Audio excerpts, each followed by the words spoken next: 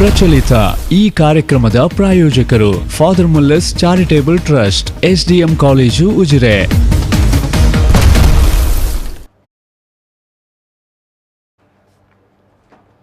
ನಮಸ್ಕಾರ. ವಿಶೇಷ ಕಾರ್ಯಕ್ರಮಕ್ಕೆ ಸ್ವಾಗತ. ನಾನು ತಾರನಾಥ್ ಗಡ್ಡಿ ಕಾಪಿಕಾಡ್. ಕರ್ನಾಟಕದಲ್ಲೇ ನಡೀತಾ ಇರುವಂಥ ಕೋಮು ಧ್ರುವೀಕರಣ, ಧರ್ಮ ಸಂಘರ್ಷದ ನಡುವೆ ಭಾರಿ ದೊಡ್ಡ ಅಕ್ರಮ, ಭಾರಿ ದೊಡ್ಡ ಭ್ರಷ್ಟಾಚಾರ ಪ್ರಕರಣವೊಂದು ಬೆಳಕಿಗೆ ಬಂದಿದೆ. ಪೊಲೀಸ್ ಸಬ್ ಇನ್ಸ್ಪೆಕ್ಟರ್ ನೇಮಕಾತಿಗೆ ನಡೆದಿದ್ದಂಥ ಪರೀಕ್ಷೆಯಲ್ಲಿ ನಡೆದಂಥ ಅಕ್ರಮ ಇದು. ಅಭ್ಯರ್ಥಿಗಳು ಪರೀಕ್ಷೆಯ OMR ಶೀಟ್ನಲ್ಲಿ ಅಥವಾ ಪರೀಕ್ಷೆಯ ಉತ್ತರ ಪತ್ರಿಕೆಯಲ್ಲಿ ಉತ್ತರ ಬರೆಯದಿದ್ದರೂ ಕೂಡ ಅವರನ್ನು ಪೂರ್ಣ ಅಂಕಗಳೊಂದಿಗೆ ಪಾಸ್ ಮಾಡಿರುವಂಥ ಹಗರಣ ಇದು. ಭಾರಿ ದೊಡ್ಡ ಹಗರಣ. ಇವತ್ತು ಈ ಪ್ರಕರಣವನ್ನು CID ತನಿಖೆ ನಡೆಸ್ತಾ ಉಂಟು. ಮೊನ್ನೆ ಭಾನುವಾರ ದಿವಸ ಕಲಬುರಗಿಯಲ್ಲಿ CID ದಾಳಿ ಮಾಡಿದೆ. ನಂತರ ಸೋಮವಾರ ದಿವಸ ಕೂಡ ದಾಳಿ ಮಾಡಿದೆ. ದಾಳಿ ಎಲ್ಲಿ ಮಾಡಿದ್ದು ಅಂತ ಹೇಳಿದ್ರೆ, ದಾಳಿ ಮಾಡಿದ್ದು ಕಲಬುರಗಿಯ ಜ್ಞಾನಜ್ಯೋತಿ ಇಂಗ್ಲೀಷ್ ಮೀಡಿಯಂ ಶಾಲೆಗೆ. ಈ ಶಾಲೆ ಯಾರಿಗೆ ಸೇರಿದ್ದು ಅಂತ ಹೇಳಿದ್ರೆ, ಈ ಶಾಲೆ ದಿವ್ಯಾ ಹಾಗರಗಿ ಅನ್ನೋರಿಗೆ ಸೇರಿದ್ದು. ಯಾರು ಈ ದಿವ್ಯಾ ಅಂತ ಕೇಳಿದ್ರೆ, ಅವರು ಸ್ಥಳೀಯ BJPಯ ನಾಯಕಿ, ಕಲಬುರಗಿ ಜಿಲ್ಲಾ BJP ಮಹಿಳಾ ಮೋರ್ಚಾದ ನಿಕಟಪೂರ್ವ ಅಧ್ಯಕ್ಷೆ ಮತ್ತು ಅವರ ಪತಿ ಇವತ್ತಿಗೆ ಕೂಡ BJP ನಾಯಕರು. ಸೊ BJPಯ ಒಡನಾಟ, BJPಯಲ್ಲೇ ತನ್ನನ್ನು ಗುರುತಿಸಿಕೊಂಡಿರುವಂಥ ಮತ್ತು BJPಯಲ್ಲೇ ತನ್ನ ರಾಜಕೀಯವನ್ನು ನಡೆಸ್ತಾ ಇರುವಂಥ ದಿವ್ಯಾ ಅವರ ನೇತೃತ್ವದ ಶಾಲೆಯಲ್ಲಿ ನಡೆದಿರುವಂಥ ಅಕ್ರಮ, ಮತ್ತು ಕೇವಲ ಪರೀಕ್ಷೆಯ ಮಾತ್ರ ಇದು ಅಕ್ರಮ ಅಲ್ಲ, ಇದರ ಹಿಂದೆ ಭಾರಿ ದೊಡ್ಡ ಡೀಲ್ ನಡೆದಿದೆ. ಲಕ್ಷಕ್ಕೆ PSI ಪೋಸ್ಟ್ಗಳನ್ನು, ಪೊಲೀಸ್ ಸಬ್ ಇನ್ಸ್ಪೆಕ್ಟರ್ ಪೋಸ್ಟನ್ನು ಮಾರಾಟ ಮಾಡುವಂಥ ಒಂದು ವ್ಯವಸ್ಥಿತವಾದಂಥ ಷಡ್ಯಂತರ ದಂಧೆ ಇದರ ಹಿಂದೆ ಇತ್ತು. ಈ ಪ್ರಕರಣವನ್ನು ಈಗಾಗಲೇ ರಾಜ್ಯ ಸರ್ಕಾರ CID ತನಿಖೆಗೆ ಕೊಟ್ಟಿದೆ. CID ತಂಡ ಬೆನ್ನು ಬೆನ್ನಿಗೆ ಕಲಬುರಗಿಯಲ್ಲಿ 2 ದಾಳಿ ಮಾಡಿದೆ. 2 ದಾಳಿ ಕೂಡ ದಿವ್ಯಾ ಹಾಗರಗಿ ಅವರ ಮನೆ ಮತ್ತು ಅವರ ಶಾಲೆಗೆ. ಈಗಾಗಲೇ 8 ಮಂದಿ ಅರೆಸ್ಟ್ ಆಗಿದ್ದಾರೆ. ದಿವ್ಯಾ ಅವರು ನಾಪತ್ತೆಯಾಗಿದ್ದಾರೆ. ನಾವು ಈ ವಿಚಾರ ಬಗ್ಗೆ ಮಾತಾಡಲಿಕ್ಕಿದ್ದೇವೆ ಇವತ್ತಿನ ಈ ಒಂದು ಮಾತುಕತೆಯಲ್ಲಿ. ನಮ್ಮ ಜೊತೆಗೆ ಮಂಗಳೂರಿನ CPM ಮುಖಂಡರು, ಜೊತೆಗೆ ಮಾಜಿ ಕಾರ್ಪೊರೇಟರ್ ಆಗಿರುವಂಥ ದಯಾನಂದ ಶೆಟ್ಟಿಯವರು ಮತ್ತು ಸಾಮಾಜಿಕ ಕಾರ್ಯಕರ್ತರಾಗಿರುವಂಥ ಜೆರಾರ್ಡ್ ಟವರ್ಸ್ ಅವರು ಇವತ್ತಿನ ಮಾತುಕತೆಯಲ್ಲಿ ಭಾಗಿಯಾಗ್ತಾ ಇದ್ದಾರೆ. ನಾನು ಇಬ್ಬರನ್ನು ಕೂಡ ಈ ಒಂದು ಮಾತುಕತೆಗೆ ಪ್ರೀತಿಯಿಂದ ಸ್ವಾಗತ ಮಾಡ್ತಿದ್ದೇನೆ. ದಯಾನಂದ ಶೆಟ್ಟಿ ಅವರೇ, ಅದೇ ರೀತಿ ಜೆರಾರ್ಡ್ ಟವರ್ಸ್ ಅವರೇ. ನಾನು ಈಗಾಗಲೇ ಒಂದಷ್ಟು ವಿಚಾರಗಳನ್ನು ಉಲ್ಲೇಖ ಮಾಡಿದೆ. ಗುಲ್ಬರ್ಗದಲ್ಲಿ ಅಥವಾ ಕಲಬುರ್ಗಿ PSI ಪರೀಕ್ಷೆಗೆ ಸಂಬಂಧಪಟ್ಟ ಹಾಗೆ ಸಿವಿಲ್ ನೇಮಕಾತಿ, PSI ಸಿವಿಲ್ ನೇಮಕಾತಿಗೆ ಸಂಬಂಧಂತೆ ಕಳೆದ ಅಕ್ಟೋಬರ್ನಲ್ಲಿ ನಡೆದಿದ್ದಂಥ ಪರೀಕ್ಷೆಯಲ್ಲಿ ಅಕ್ರಮವನ್ನು ತನಿಖೆ ಮಾಡ್ತಾ CID ಪೊಲೀಸರು ಹೋಗ್ತಾರೆ. ಸೊ ಹೇಗೆ ಒಂದಷ್ಟು ಅಭ್ಯರ್ಥಿಗಳು ಪೂರ್ಣ ಅಂಕಗಳನ್ನು ಪಡ್ಕೊಂಡ್ರು ಅಂತ. ಸೊ ಅದು ಕೊನೆಗೆ ಪೊಲೀಸರನ್ನು ಎಲ್ಲಿ ಹೋಗಿ ತಂದು ನಿಲ್ಲಿಸುತ್ತೆ ಅಂತ ಹೇಳಿದ್ರೆ, ಗುಲ್ಬರ್ಗದಲ್ಲಿ ಅಥವಾ ಇವತ್ತಿಗೆ ಅದನ್ನು ಕಲಬುರಗಿ ಅಂತ ಹೇಳುವಂಥದ್ದು. ಕಲಬುರಗಿಯಲ್ಲಿ BJP ನಾಯಕಿ ಮತ್ತು ಕರ್ನಾಟಕ ನರ್ಸಿಂಗ್ ಕೌನ್ಸಿಲ್ನ ಸದಸ್ಯರಾಗಿರುವ ದಿವ್ಯಾ ಹಾಗರಗಿ ಅವರು ನಡೆಸ್ತಾ ಇರುವಂಥ ಶಾಲೆಯಲ್ಲಿ ಆ ಶಾಲೆಗೆ ಹೋಗಿ ಪೊಲೀಸರನ್ನು ನಿಲ್ಲಿಸುತ್ತೆ. ಅಲ್ಲಿ ಪೊಲೀಸರು ತನಿಖೆ ಮಾಡ್ತಾರೆ. ಹೌದು, ಆ ಶಾಲೆಯಲ್ಲಿ ಪರೀಕ್ಷೆ ನಡೆದಿತ್ತು ಮತ್ತು ಆ ಶಾಲೆಯಲ್ಲಿ ಪರೀಕ್ಷೆ ಬರೆದಿದ್ದಂಥ ವೀರೇಶ ನಡಗುಂದ, ಅರುಣ ಪಾಟೀಲ ಮತ್ತು ಕೆ ಪ್ರವೀಣ್ ಕುಮಾರ ಮತ್ತು ಚೇತನ ನಂದಗಾವ ಇವರೆಲ್ಲರನ್ನು ಪೊಲೀಸರು ಅರೆಸ್ಟ್ ಮಾಡಿದ್ದಾರೆ. ಇವರೆಲ್ಲರೂ ಪೂರ್ಣ ಪ್ರಮಾಣದ ಅಂಕಗಳನ್ನು ಪಡೆದವರು ಮತ್ತು ಅವರ OMR ಶೀಟ್ ಅವರು ಆ್ಯಕ್ಚುಲಿ ಕೇವಲ ಕೆಲವೇ ಉತ್ತರಗಳನ್ನು ಮಾತ್ರ ಟಿಕ್ ಮಾಡಿದ್ದರು. ಉಳಿದದನ್ನು ಆ ನಂತರ ಟಿಕ್ ಮಾಡಿ ಅಂದರೆ ಉತ್ತರಗಳನ್ನು ಟಿಕ್ ಮಾಡಿ ಅವರಿಗೆ ಪೂರ್ಣ ಪ್ರಮಾಣದ ಅಂಕಗಳನ್ನು ಕೊಡಲಾಯಿತು ಅನ್ನುವಂಥ ವಿಚಾರ. ಭಾರಿ ದೊಡ್ಡ ಮಟ್ಟದಲ್ಲಿ ಲಕ್ಷಕ್ಕೆ ಮಾರಾಟವಾಗ್ತಾ ಇರುವಂಥ ಪೊಲೀಸ್ ಸಬ್ ಇನ್ಸ್ಪೆಕ್ಟರ್ ಪೋಸ್ಟ್ಗಳು. ಸೊ ಒಂದು ವಿಚಾರ. ಇನ್ನೊಂದು ಕಡೆ ಈ ದಿವ್ಯಾ ಅವರು ಆಚೆ ಕಡೆ ಗೃಹ ಮಂತ್ರಿ ಅರಗ ಜ್ಞಾನೇಂದ್ರ ಅವರಿಗೆ ಕೂಡ ಭಾರಿ ನಿಕಟವರ್ತಿ, ಆಚೆ ಕಡೆ ಯಡಿಯೂರಪ್ಪ ಅವರಿಗೆ ಕೂಡ ನಿಕಟವರ್ತಿ. ಜೊತೆಗೆ ಅರಗ ಜ್ಞಾನೇಂದ್ರ ಅವರು ಕಳೆದ ತಿಂಗಳು ಅವರ ಮನೆಗೆ ಕೂಡ ಭೇಟಿ ನೀಡಿದ್ದರು. ಭೇಟಿಯ ಬಗ್ಗೆ ಅವರು ಸಮಜಾಯಿಸಿಕೆ ಕೊಟ್ಟಿದ್ದಾರೆ. ನಿನ್ನೆ ದಿವಸ ಸ್ಥಳೀಯ MLA ಅವರು ಕರೆದ್ರು, ಒಮ್ಮೆ ಅವರ ಮನೆಗೆ ಹೋಗಬೇಕು ಅಂತ. ಹಾಗೆ ನಾನು ಸ್ವಾಭಾವಿಕವಾಗಿ BJPಯ ಕಾರ್ಯಕರ್ತರ ಕಾರಣಕ್ಕಾಗಿ ಹೋಗಿದ್ದೇನೆ. 10 ನಿಮಿಷ ಮನೆಯಲ್ಲಿದ್ದದ್ದು, ಆಮೇಲೆ ಬಂದಿದ್ದೇನೆ ಅನ್ನುವ ವಿಚಾರವನ್ನು ಇವತ್ತು ಮಾಧ್ಯಮದ ಮುಂದೆ ಸ್ವತಃ ಅರಗ ಜ್ಞಾನೇಂದ್ರ ಅವರು ಹೇಳಿಕೊಂಡಿದ್ದಾರೆ. ಸೊ ಈ ನಡುವೆ BJPಯವರು ನಿನ್ನೆಯಿಂದ ಸ್ವಲ್ಪ ಅಂತರವನ್ನು ಕೂಡ ಕಾಯ್ದುಕೊಂಡಿದ್ದಾರೆ. ದಿವ್ಯಾ ಅವರ ವಿಚಾರವಾರ ಬಗ್ಗೆ ಅವರು ನಮ್ಮ ಪಕ್ಷದ ಕಾರ್ಯಕರ್ತರು ಅಲ್ಲ ಅಂತ ಇವತ್ತು ಹೇಳುವಂಥ ಒಂದು ಪತ್ರಿಕಾ ಪ್ರಕಟಣೆಯನ್ನು ಕೂಡ ಕೊಟ್ಟಿದ್ದಾರೆ. ಆದರೆ ಎಸ್, ಇಷ್ಟು ದಿವಸ ಅವರು ನಾಯಕಿಯಾಗಿದ್ದರು, ಮಹಿಳಾ ಮೋರ್ಚಾದ ಅಧ್ಯಕ್ಷೆ ಆಗಿದ್ದರು, ಜೊತೆಗೆ ಕರ್ನಾಟಕ ನರ್ಸಿಂಗ್ ಕೌನ್ಸಿಲ್ನ ಸದಸ್ಯರಾಗಿ ಕೂಡ ಇದ್ದಾರೆ ಮತ್ತು ಜಿಲ್ಲಾ ಮಟ್ಟದ ದಿಶಾ ಕಮಿಟಿಯ ಸದಸ್ಯರಾಗಿ ಕೂಡ ಅವರು ಕಾರ್ಯನಿರ್ವಹಿಸ್ತಾ ಇದ್ದಾರೆ. ಎಸ್, ನಾನು ದಯಾನಂದ ಶೆಟ್ಟಿ ಅವರೇ, ಇಡೀ ಕರ್ನಾಟಕ ಕಳೆದ ಒಂದೂವರೆ ತಿಂಗಳಿಂದ ಕೋಮು ಸಂಘರ್ಷ ಅಥವಾ ಕೋಮು ಉದ್ವೇಗ ಅಥವಾ ಕೋಮು ಧ್ರುವೀಕರಣದಲ್ಲೇ ಸಂಪೂರ್ಣ ಮುಳುಗಿ ಹೋಗಿತ್ತು. ಇಂತಹ ಸಂದರ್ಭದಲ್ಲಿ ಎಸ್, ಈ ವಿಚಾರವಾಗಿ ಯಾಕೆ ಆಚೆ BJPಯಿಂದ ಕೂಡ ದೊಡ್ಡ ಕೌಜಿ ಗದ್ದಲ ಅಥವಾ ಹಿಂದುತ್ವ ಸಂಘಟನೆಯವರಿಂದ ಕೂಡ, ಯಾಕಂದರೆ ಭಾರಿ ದೊಡ್ಡ ಭ್ರಷ್ಟಾಚಾರ ಪ್ರಕರಣ ಅಲ್ವಾ ಇದು. 106 ಮಂದಿಯ ನೇಮಕಾತಿಯ ಸಂದರ್ಭದಲ್ಲಿ ಲಕ್ಷಾಂತರ ರೂಪಾಯಿಯ ವಹಿವಾಟು ನಡೆಸಲಿಕ್ಕೆ ಈ ರೀತಿಯಾಗಿ ನೇರವಾಗಿ ದಂಧೆಯಲ್ಲಿ ಭಾಗವಹಿಸ್ತಾರೆ ಅಂತ ಹೇಳಿದರೆ ಎಸ್, ನಮ್ಮ ಕರ್ನಾಟಕ ರಾಜ್ಯ ಇವತ್ತು ಒಂದು ಭ್ರಷ್ಟಾಚಾರದಲ್ಲಿ ಒಂದು ಹಿಮಾಲಯವನ್ನೇ ಏರ್ತಾ ಇದೆ ಅನ್ನುವಂಥದ್ದು ಒಂದು ಪರಿಸ್ಥಿತಿ ಈಗ ನಮ್ಮ ಕಣ್ಣ ಮುಂದೆ ಇದೆ. ಟಾಪ್ ರ್ಯಾಂಕಿಂಗ್ ಅಂದರೆ ಇವತ್ತು ಎಂತೆಂಥ ವ್ಯಕ್ತಿಗಳು, ಅಂದರೆ ನಮ್ಮ ರಾಜ್ಯವನ್ನು ಆಳ್ತಾ ಇರುವಂಥ BJP ನೇತೃತ್ವದ ಸರ್ಕಾರದ ಪಕ್ಷದ ಮುಖಂಡರುಗಳೇ ರಾಜಾರೋಷವಾಗಿ ಈ ಭ್ರಷ್ಟಾಚಾರವನ್ನು ಎಸಗ್ತಾ ಇದ್ದಾರೆ.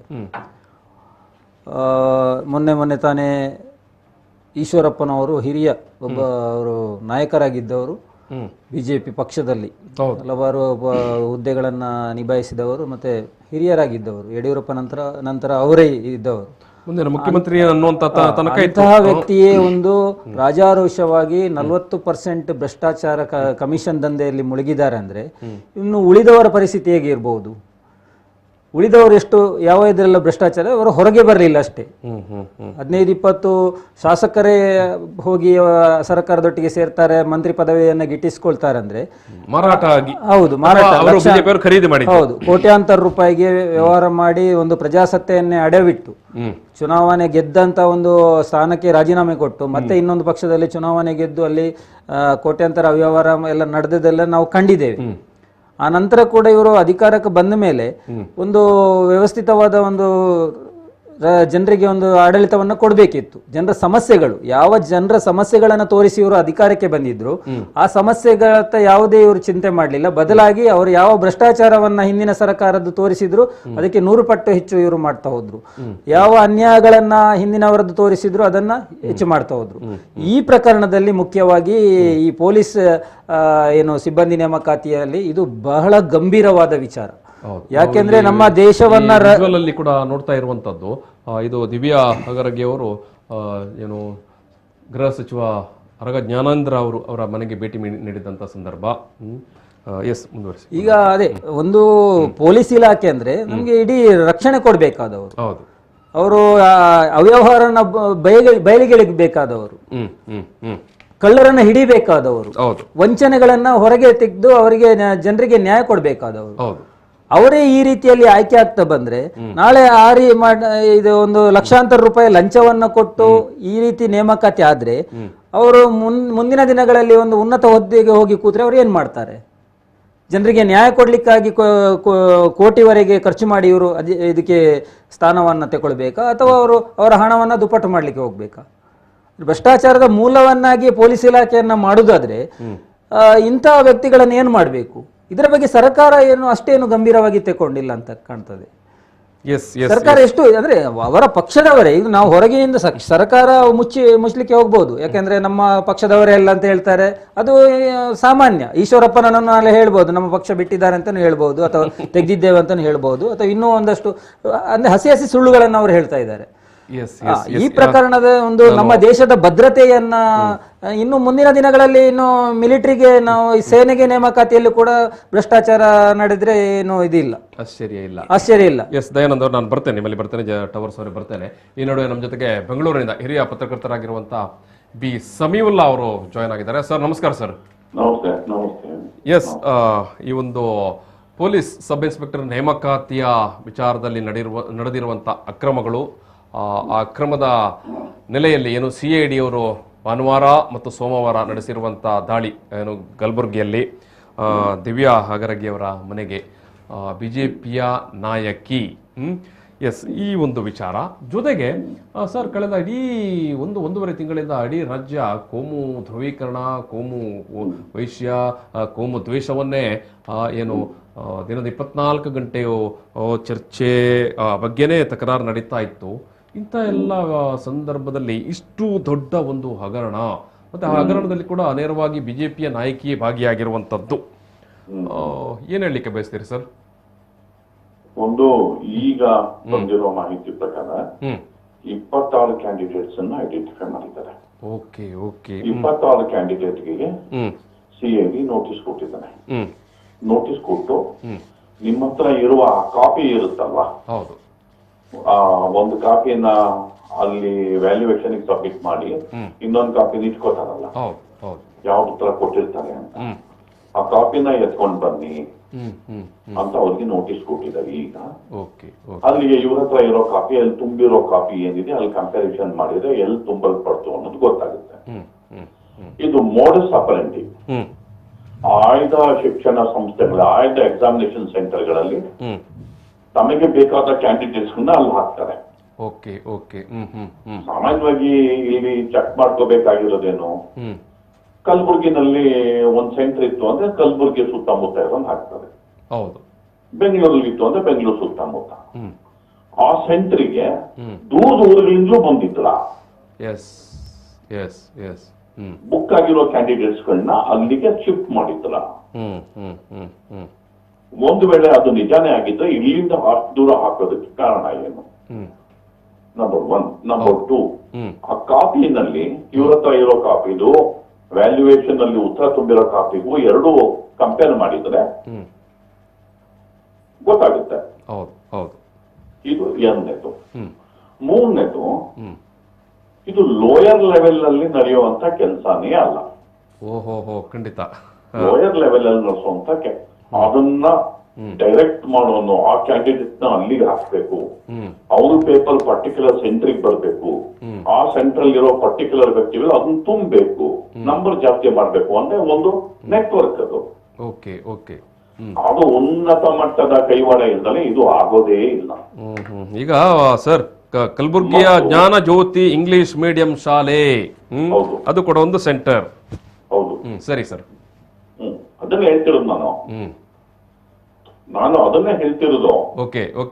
ದಿವ್ಯಾ ಅಂತ ಇದಾರಲ್ಲ ಅವರು, ಅವ್ರ ಮನೆಯವರು, ಅದನ್ನೇ ನಾನು ಸ್ಪೆಸಿಫಿಕ್ ಆಗಿ ಹೇಳ್ತಿರೋದು. ಅವ್ರ ಇನ್ವಾಲ್ವ್ಮೆಂಟ್ ಹೇಗಿದೆ ಅಂದ್ರೆ ಅವ್ರ ಜೊತೆ ಯಾರು ಇನ್ವಾಲ್ವ್ ಆಗಿದ್ದಾರೆ. ಲೋಯರ್ ಲೆವೆಲ್ ಅಲ್ಲ, ಉನ್ನತ ಲೆವೆಲ್ ಅಲ್ಲಿ ಈಗ ಇನ್ವೆಸ್ಟಿಗೇಷನ್ ಆಗ್ಬೇಕಾಗಿರೋದು. ಇದಕ್ಕೆ ಯಾರು ಅವ್ರಿಗೆ ಡೈರೆಕ್ಷನ್ಸ್ ಕೊಡ್ತಿದ್ರು, ಆ ಕ್ಯಾಂಡಿಡೇಟ್ಸ್ ನ ಅಲ್ಲಿಗೆ ಹಾಕಿ ಅಂತ ಯಾರು ಹೇಳ್ತಿದ್ರು, ಅಲ್ಲಿ ಯಾರು ತುಂಬಿದ್ರು, ತುಂಬು ಅಂತ ಯಾರು ಹೇಳ್ತಿದ್ರು, ಯಾತಕ್ಕೋಸ್ಕರ ತುಂಬ್ತಿದ್ರು. ಮೊಬೈಲ್ಸ್ ಗಳನ್ನ ಮತ್ತೆ ಸುತ್ತಮುತ್ತ ಇರೋ ರೆಕಾರ್ಡ್ಸ್ ಅನ್ನ ಸೀಸ್ ಮಾಡಿದ್ರೆ ಎಲ್ರಿಗೂ ಕೂಡ ಗೊತ್ತಾಗುತ್ತೆ. ಆದ್ರಿಂದ ಇದು ಇತ್ತೀಚಿನ ದಿನಗಳಲ್ಲಿ ಸ್ಫೋಟಕ ಹಗರಣ, ಸ್ಫೋಟಕ ಹಗರಣ.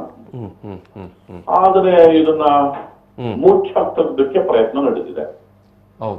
ಬೇರೆ ಸಬ್ಜೆಕ್ಟ್ಗಳನ್ನ ಅದನ್ನ ಬ್ಲೋ ಅಪ್ ಮಾಡಿ ಭ್ರಷ್ಟಾಚಾರ, ಪರ್ಸೆಂಟೇಜ್ ಕಮಿಷನ್ಸ್ಗಳು, ಈ ತರದ ಅಕ್ರಮಗಳು, ಅದನ್ನೆಲ್ಲವೂ ಕೂಡ ಧರ್ಮ ಮತ್ತು ಕೋಮು ಸಬ್ಜೆಕ್ಟ್ ಮುಚ್ಚಾಕೋದಕ್ಕೆ ಪ್ರಯತ್ನ ನಡೆದಿದೆ.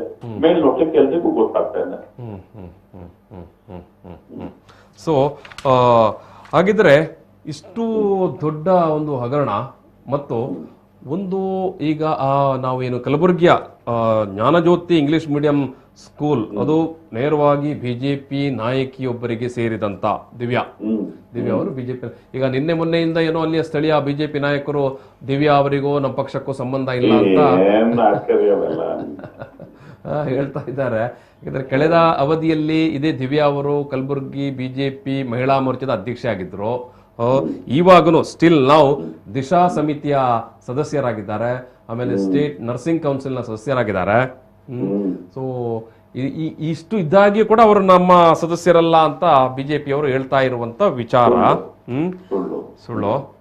ಓಕೆ, ಈಗ ಸರ್, ಇಷ್ಟು ದೊಡ್ಡ ಹಗರಣದ ಸಂದರ್ಭದಲ್ಲಿ ಬಿಜೆಪಿ ಎಸ್ ನಾವು CID ತನಿಖೆ ಮಾಡ್ತಾ ಇದ್ದೇವೆ ಅಂತ ಹೇಳ್ತದೆ ಬಿಟ್ರೆ ಅದರ ಆಚೆಗೆ ನೀವು ಹೇಳಿದಾಗ ಇದೊಂದು ಮೇಲ್ಮಟ್ಟದಲ್ಲಿ ಅಥವಾ ಮೇಲ್ಸ್ತರದಲ್ಲಿ ಇರುವವರು ಅವರ ನಿರ್ದೇಶನ ಇಲ್ಲದೆ ಈ ರೀತಿ ಹಗರಣ ನಡೀಲಿಕ್ಕೆ ಇಲ್ಲ ಅಂತ ಹೇಳ್ತೀರಲ್ವಾ? ಹೌದು. ಸೊ ಇಂಥ ಸಂದರ್ಭ ಎಂಕ್ವೈರಿನ ಕರ್ನಾಟಕ ಸ್ಟೇಟ್ ಗೌರ್ಮೆಂಟ್ ನ ವ್ಯಾಪ್ತಿಯಿಂದ ಹೊರಗೆ ತರಬೇಕು. Okay okay. ಯಾಕೆ ಅಂತಂದ್ರೆ ಇದೇ ಸರ್ಕಾರ, ಅವ್ರ ಸರ್ಕಾರದ ಇರೋ ಪಕ್ಷದ ಸಕ್ರಿಯ ಸದಸ್ಯರು, ಅವ್ರ ಸೆಂಟ್ರಲ್ ಆಗಿದೆ. ಪೊಲೀಸು ಸರ್ಕಾರದ ವ್ಯವಸ್ಥೆನಲ್ಲಿ ಬರುತ್ತೆ. ಅಕ್ರಮ ನಡೆದಿರೋದು ಪೊಲೀಸ್ ಡಿಪಾರ್ಟ್ಮೆಂಟ್, ನೇಮಕಾತಿನೂ ಪೊಲೀಸ್ ಡಿಪಾರ್ಟ್ಮೆಂಟ್, ಎಂಕ್ವೈರಿನೂ ಪೊಲೀಸ್. ಸೊ ಹಾಗಾಗಿ ನಾವು ಅದರಲ್ಲಿ ದೊಡ್ಡ ಮಟ್ಟದಲ್ಲಿ ನ್ಯಾಯ ಬರುತ್ತೆ ಅಂತ ನಿರೀಕ್ಷೆ ಮಾಡೋದು ಅಲ್ಲ. ಅದಲ್ಲ, ಈಗ ಇದು ಇದು ಪ್ರಶ್ನೆ ಇದು. ಸೊ ಸರ್ಕಾರದ ತನಿಖೆಯ ವ್ಯಾಪ್ತಿಯಿಂದ ಇಡೀ ಪ್ರಕರಣ ತೆಗೆದು ಬೇರೊಂದು ಏಜೆನ್ಸಿ ಕೊಡ್ಬೇಕು. ಇಲ್ಲ ಕೋರ್ಟ್ ನ ಹಾಗೆ ಸಿಟ್ಟಿಂಗ್ ನ್ಯಾಯಾಧೀಶರ ನೇತೃತ್ವದಲ್ಲಿ ಅವರ ಡೈರೆಕ್ಷನ್ಸ್ ಮೇಲೆ ಒಂದು ಸಪರೇಟ್ ಟೀಮ್ ಕಾನ್ಸ್ಟಿಟ್ಯೂಟ್ ಮಾಡಿ ಅವರಿಗೆ ರಿಪೋರ್ಟ್ ಮಾಡಬೇಕು ತನಿಖೆನ. ಅವರಿಗೆ ಮತ್ತೆ ಅವರು ಅದನ್ನ ಡೈರೆಕ್ಷನ್ಸ್ ಕೊಡ್ಬೇಕು ಪೊಲೀಸ್ ಟೀಮ್ಗಳಿಗೆ. ಈ ತರದ ಸಿಸ್ಟಮ್ ಇರಬೇಕು. ಇಲ್ಲ ಸಿಬಿಐ ಕೊಡ್ಬೇಕು. ಇದು ಮುಖ್ಯಮಂತ್ರಿಗಳು ಹೇಳಿದ್ದಾರೆ, ನಾವು CIDಗೆ ಕೊಟ್ಟಿದ್ದೇವೆ, ಒಂದು ವೇಳೆ ಬೇರೆ ಪಕ್ಷಗಳು ಅಧಿಕಾರದಲ್ಲಿ ಇದ್ದಿದ್ದರೆ ಇಷ್ಟು ಮಾಡ್ತಾ ಇರ್ಲಿಲ್ಲ ಅಂತ. ಅದೊಂದು ಸ್ಟೇಟ್ಮೆಂಟಾ? ಅದೊಂದು ಸ್ಟೇಟ್ಮೆಂಟಾ? ಮುಖ್ಯಮಂತ್ರಿ ಆದವರು ಆ ತರ ಮಾತಾಡ್ತಾರ? Yes sir, thank you sir, thank you. Yes ಜೆರಾರ್ಡ್ ಟವರ್ಸ್ ಅವರೇ, ಏನು ಹೇಳ್ತೀರಿ? ನನಗೆ ಈ ವಿಚಾರದಲ್ಲಿ ಏನೊಂದು ಆಶ್ಚರ್ಯ ಅಂತೇಳಿ ಕಾಣುವುದಿಲ್ಲ. ಯಾಕೆ ಹೇಳಿದ್ದಾರೆ? ಯಾಕೆ ಸರ್? ಇವರು ರೂಲಿಂಗಿಗೆ ಬರುವಾಗ, ಆಳ್ವಿಕೆಗೆ ಯಾವಾಗಲೇ ಹೇಳಿದ್ದಾರೆ ಕಾಂಗ್ರೆಸ್ ಮಾಡೋದನ್ನು ನಾವು ಮಾಡ್ತೇವೆ ಅಂತೇಳಿ. ಅಂತ ಹೇಳುವಾಗ ಈ 40% ಕಮಿಷನು, ಈ ಪೊಲೀಸ್ ಸಬ್ ಇನ್ಸ್ಪೆಕ್ಟರ್ ಪರೀಕ್ಷೆಯಲ್ಲಿ ಇದು ಏನು ಈ ಅವ್ಯವಹಾರ ಇದೆಲ್ಲ ನೋಡುವಾಗ ಅವರು ಕಾಂಗ್ರೆಸ್ನವರು ಮುಂಚೆ ಮಾಡಲಿಲ್ಲ, ಅದನ್ನು ಮಾಡಿ ತೋರಿಸಿದ್ದಾರೆ. ಅದರ ಜೊತೆಯಲ್ಲಿ ಇವತ್ತು ಕಡಿಮೆ ಇತ್ತು. ಹೌದು, ನಾವು ಇವತ್ತು ಸಬ್ ಇನ್ಸ್ಪೆಕ್ಟರ್ ಅವರ 40% ಆಯ್ತು ಅಂತ. ಹೌದು, ಸಬ್ ಇನ್ಸ್ಪೆಕ್ಟರ್ ನೋಡಿ, ಒಂದು 30 ವರ್ಷದ ಮೊದಲು ಅವನು 25,000 ಕೊಟ್ಟಿದ್ದ ಸಬ್ ಇನ್ಸ್ಪೆಕ್ಟರ್ ಆಗ್ಲಿಕ್ಕೆ. ಈ ತರ ನಾನು ಮಾತು ಕೇಳಿದ್ದೇನೆ. ಒಂದು 35-37 ವರ್ಷಗಳ ಮೊದಲು 25,000 ಕೊಟ್ಟ. ಅವ KB ಯಲ್ಲಿದ್ದ, ಅವ ಹಾರಿಕೊಂಡು ಪೊಲೀಸ್ ಆದ, ಅವನ ಚಿಕ್ಕಪ್ಪ ದೊಡ್ಡಪ್ಪ ರಾಜಕೀಯದಲ್ಲಿ. ಈ ತರ ಇದು ನೋಡಿದರೆ ಇದೇನು ಸಣ್ಣ ಮೀನು ಮತ್ತೆ ದೊಡ್ಡದು ಮೀನು ಬರ್ತದಲ್ಲ ಮಾರ್ಕೆಟಲ್ಲಿ, ಅಷ್ಟು ಡಿಫ್ರೆನ್ಸು. ಯಾಕಂತ ಹೇಳಿದ್ದಾರೆ, ಅವರಾಗೆ ಹೇಳಿದ್ದಾರೆ, ನಾವು ಕಾಂಗ್ರೆಸ್ 60-70 ವರ್ಷದಲ್ಲಿ ಮಾಡೋದನ್ನು ನಾವು ಮಾಡಿ ತೋರಿಸ್ತೇವೆ. ಸೆಕೆಂಡ್, ಸಬ್ ಇನ್ಸ್ಪೆಕ್ಟರ್ ಹುದ್ದೆದು ಈ ಅವ್ಯವಹಾರಕ್ಕಿಂತ ಮೊನ್ನೆ ಸ್ವಾಮೀಜಿಗಳು ಮಠಾಧೀಶರು ಬಂದು ಹೇಳಿದ್ದಾರೆ ಅಂತೇಳಿ ಹೇಳುವಾಗ ಇದು ಮತ್ತೆ ಇದಕ್ಕೆ ಬೇರೆ ಸಾಕ್ಷಿ ಬೇಕಾ? ಸರ್ಟಿಫಿಕೇಟ್ ಅವರೇ ಕೊಟ್ಟಾಯ್ತು, ಸ್ವಾಮಿಗಳು ಮತ್ತೆ ಮಠಾಧೀಶರೇ ಸರ್ಟಿಫಿಕೇಟ್ ಕೊಟ್ಟಾಯ್ತು ಇವರು ಎಷ್ಟು ಒಳ್ಳೆಯವರು ಅಂತೇಳಿ. ಅದರ ಜೊತೆಯಲ್ಲಿ ಈಗ ಸರ್ ಹೇಳಿದಾಗೆ ಈಗ ತಂದೆ ಮತ್ತೆ ಮಗ ಇಬ್ಬರು ಕುಳಿತುಕೊಂಡು ಏನು ಗಲಾಟೆ ಮಾಡ್ತಾರೆ, ಅದನ್ನು ಯಾರು ನೆರೆಗೊರೆಯವ ಅದರ ಬಗ್ಗೆ ಏನು ಇದು ಕೊಡಬೇಕು, ಡಿಸಿಷನ್ ಏನಾಯ್ತೇಳಿ. ಮನೆಯಲ್ಲಿದ್ದವರೇ ಹೆಂಡತಿ ಬಂದು ಹೇಳಿಕೆ ಕೊಡುವುದಲ್ಲ. ಇಲ್ಲಿ ಮುಖ್ಯಮಂತ್ರಿ ಅವರ ಇದರಲ್ಲಿ ಅಂಡರಲ್ಲಿ ಇದು ಸಮಸ್ಯೆ, ಇದು ಇಷ್ಟು ದೊಡ್ಡ ಏನು ಅವ್ಯವಹಾರ ಆಗಿದೆ, ಏನು ಈ ಕ್ರೈಮ್ ನಡೆದಿದೆ, ಅದರ ಅವರು ಸಮಾಜಕ್ಕೆ ಅಂತ ಮಾಡೋದು. ಮತ್ತೆ ಇಡೀ BJP ಯಾವಾಗದಿಂದ ನಮ್ಮ ಸರ್ಕಾರ ನಡೆಸ್ತಾ ಇದೆ ರಾಜ್ಯದಲ್ಲಿ, ಆವಾಗದಿಂದ ಸರಿ ಮಾಡಿದೆಲ್ಲ BJP ಅವರು. ಏನಾದರೂ ಕಳ್ಳತನ ಪಟ್ಟಿಂಗತನ ಮಾಡಿದರೆ ಅದು ನಮ್ಮ ಪಕ್ಷದವನೇ ಅಲ್ಲ, ಅವ ಕಾಂಗ್ರೆಸ್ನವ. ಅಂದರೆ ಅದಕ್ಕೂ ಕಾರಣ ಉಂಟು. ಇವರು ಹೇಳಿದಾಗೆ ಎಲ್ಲ ಕೋಟಿ ಕೊಟ್ಟೇ ಅಲ್ಲ ಬೇರೆ ಪಕ್ಷದವರು ತೆಕೊಂಡದ್ದು, ಹಾಗೇನೆ ಮಾಡ್ತಾರೆ. ಇಲ್ಲಿ ಬರುವಾಗ ರಿವರ್ಸ್ ಗೇರ್, ಅವ ನಮ್ಮ ಪಕ್ಷದವ ಅಲ್ಲ. ಹಾರಿಕೊಂಡು ಬರುವಾಗ ಈಚೆ ಕಡೆ ಹಣ ತೆಕೊಂಡು ಅವ ನಮ್ಮವ. ಮಧ್ಯಾವಧಿ ಚುನಾವಣೆ ಮಾಡಿ ಇಷ್ಟು ಕೋಟಿಗಟ್ಟಲೆ ಹಣ ಖರ್ಚು ಮಾಡಿ ನಮಗೆಲ್ಲ ಪುನಃ ಸಾಲಲ್ಲಿ ನಿಲ್ಲಿಸಿ ಪುನಃ ಓಟ್ ಕೊಡಲಿಕ್ಕೆಲ್ಲ ಮಾಡಿ ಬಿಸಿಲಲ್ಲಿ ಈಗ ಒಂದು ರೀತಿಯಲ್ಲಿ ಈಗ ಅದನ್ನು ಅವರು ರಿಟರ್ನ್ ತೆಗೆಯುವುದು. ಈಗ ಹಣ ವ್ಯವಹಾರಕ್ಕೆ ಹಾಕಿದ ಹಣವನ್ನು ಲಾಭ ಇಟ್ಲಿಗೆ ಮಾರ್ತಾರೆ. ಅದೇ ರೀತಿ ಅವರು ಹಣ ಕೊಟ್ಟು ತಗೊಂಡಿದ್ದಾರೆ MLCಗಳನ್ನೆಲ್ಲ. ಈಗ ಹಣವನ್ನು ವಸೂಲು ಮಾಡುದು, ಯಾರನ್ನು ಬಿಡುವುದಿಲ್ಲ ಅವರು. ದೇವರ ಹೆಸರಲ್ಲೆಲ್ಲ ಪಕ್ಷ ಕಟ್ಟಿದೆಲ್ಲ ಬೇರೆ ಆಯ್ತು. ಈಗ ದೇವರು ಕೂಡ ಮೇಜಿನ ಅಡಿಯಲ್ಲಿ, ಈಗ ಮೇಜಿನ ಮೇಲೆ ನೋಟಿದ ಅಟ್ಟಿ ಬರಬೇಕು. ಜಾತಿ ಧರ್ಮ ಅಂತೇಳಿ ಆ ಬಾವುಟದು ಬಣ್ಣ ಒಂದು ಸಮುದಾಯಕ್ಕೆ ಒಂದು ಜಾತಿಗೆ ತೋರಿಸುವಂಥದ್ದೆಲ್ಲ ಮಾಡಿ ಇವತ್ತು ದೇವರು ಬಹುಶಃ ಕಣ್ಣೀರು ಅಂತೇಳಿ ನೀರಿದಲ್ಲ, ಬಹುಶಃ ರಕ್ತ ಸುರಿಸ್ತಾ ಇದ್ದಾರೆ ಕಣ್ಣಿನಲ್ಲಿ ಇವರನ್ನು ನೋಡಿ. ಅಂದರೆ ದೇವರನ್ನು ನಂಬದವ ಸಮೇತ ಈ ರೀತಿ ಮಾಡಲಿಲ್ಲ, ಇಂಥ ಅನಾಹುತ ಮಾಡಲಿಲ್ಲ. ಚರಿತ್ರೆ ಇದು ನಮ್ಮ ರಾಜ್ಯದಲ್ಲಿ. ಎಸ್ ದಯಾನಂದ ಶೆಟ್ಟಿ ಅವರೇ, ಈಗ ಇಲ್ಲಿ ಸಮೀವುಲ್ಲಾ ಅವರು ಕೂಡ ಎತ್ತಿದಂಥ ಒಂದು ಪ್ರಶ್ನೆ, ಇದರ ತನಿಖೆ ಯಾಕಂತ ಹೇಳಿದ್ರೆ ಇದು ಪೊಲೀಸ್ ಇಲಾಖೆಗೆ ಸಂಬಂಧಪಟ್ಟಂಥ ಅವ್ಯವಹಾರ ಮತ್ತು ಗ್ರಾಹಕತೆಗೆ ಸಂಬಂಧಪಟ್ಟಂಥದ್ದು ಅವರದೇ ಇಲಾಖೆಯವರೇ ತನಿಖೆಯನ್ನು ಮಾಡ್ತಾ ಇದ್ದಾರೆ. ಏನಾಗುತ್ತೆ ಅಥವಾ ಅದರ ಬಗ್ಗೆ ಒಂದು ಭಾರಿ ದೊಡ್ಡ ಮಟ್ಟಿಗೆ ನಮಗೆ ನ್ಯಾಯ ನಿರೀಕ್ಷೆ ಮಾಡಲಿಕ್ಕೆ ಸಾಧ್ಯ ಆಗುತ್ತಾ? ಇವತ್ತಿನ ಭ್ರಷ್ಟಾಚಾರ ಮತ್ತು ಕಳೆದ ಒಂದು 20 ವರ್ಷದ ಹಿಂದಿನ ಭ್ರಷ್ಟಾಚಾರಗಳನ್ನು ನಾವು ಕಂಪೇರ್ ಮಾಡಿದ್ರೆ ಹಿಂದಿನ ಭ್ರಷ್ಟಾಚಾರ ಮಾಡಿದವರಿಗೆ ತುಂಬಾ ಹೆದರಿಕೆ ಇತ್ತು.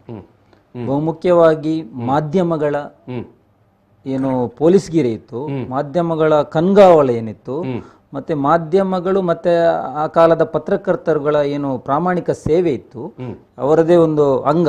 ಈ ನಮ್ಮ ದೇಶದಲ್ಲಿ ಒಂದು ಪತ್ರಿಕಾಂಗ ಕೂಡ ಒಂದು ಕಾಲು. ಹಾಗಿರುವಾಗ ಆ ವ್ಯವಸ್ಥೆ ಏನಿತ್ತು ಅವತ್ತು ಭ್ರಷ್ಟರನ್ನ ಎತ್ತಿ ತೋರಿಸ್ತಾ ಇತ್ತು. ಒಂದು ಸಣ್ಣ ಒಂದು 50 ರೂಪಾಯಿ ಕದ್ರೂ ಕೂಡ ಅಂತ ಒಂದು ಸಣ್ಣ ಮಟ್ಟಿನ ಒಂದು ಅವ್ಯವಹಾರ ಆದ್ರೂ ಕೂಡ ಅದನ್ನು ಎತ್ತಿ ತೋರಿಸುವಂತ ವ್ಯವಸ್ಥೆ ಇತ್ತು ಪತ್ರಿಕಾ ಮಾಧ್ಯಮಗಳು. ಇವತ್ತು ಅದು ಕಡಿಮೆ ಆಗ್ತಾ ಇದೆ. ಇವತ್ತು ಬಹುತೇಕ ಮಾಧ್ಯಮಗಳು ಮಾರಲ್ಪಟ್ಟಿವೆ ಭ್ರಷ್ಟರಿಗೆ, ಕಳ್ಳರಿಗೆ. ಮತ್ತು ಏನೋ ಕೋಮು ದ್ವೇಷವನ್ನು ಅದಕ್ಕೆ ಬೇಕಾದ ಅಜೆಂಡಾಗಳನ್ನೇ ಅದಕ್ಕೆ ಪೂರಕವಾಗಿ ಹಗಲು ರಾತ್ರಿ ಪ್ರಸಾರ ಮಾಡುವಂತ ಕೆಲಸವನ್ನು ಮಾಡ್ತಾರೆ. ಅದಕ್ಕೆ ಪೂರಕವಾಗಿ ಕೆಲಸ ಮಾಡ್ತಾ ಇದೆ. ಹಾಗಾಗಿ ಹಿಂದಿನ ಕಾಲದ ಭ್ರಷ್ಟಾಚಾರಕ್ಕೂ ಇವತ್ತಿನ ಭ್ರಷ್ಟಾಚಾರಕ್ಕೂ ತುಂಬಾ ವ್ಯತ್ಯಾಸ ಕಾಣ್ತಾ ಇದೆ. ಎಂಥ ದೊಡ್ಡ ವ್ಯಕ್ತಿ ದೊಡ್ಡ ಕರ್ಮ ಏನು ಹಗರಣದಲ್ಲಿ ಸಿಕ್ಕಿದ್ರು ಕೂಡ ಅದನ್ನು ಮುಚ್ಚಿ ಹಾಕ್ಲಿಕ್ಕೆ ಎಲ್ಲರೂ ಪ್ರಯತ್ನಿಸ್ತಾರೆ. ಎಲ್ಲಿವರೆಗೆ ಅಂದ್ರೆ ಈ ಮಠಾಧೀಶರುಗಳು ಕೂಡ ಅವರ ಪರವಾಗಿ ಮಾತಾಡುವಂಥದ್ದು. ಇವತ್ತು ಜಾತಿವಾದಿಗಳು ಅವ ನಮ್ಮ ಜಾತಿಯವ ಅದ್ರ ಕಳ್ಳ ಆದ್ರೆ ಏನು ಅನ್ನುವಂಥ ಜಾತಿವಾದಿಗಳು ಅದನ್ನ ಬೆಂಬಲಿಸುವಂಥದ್ದು.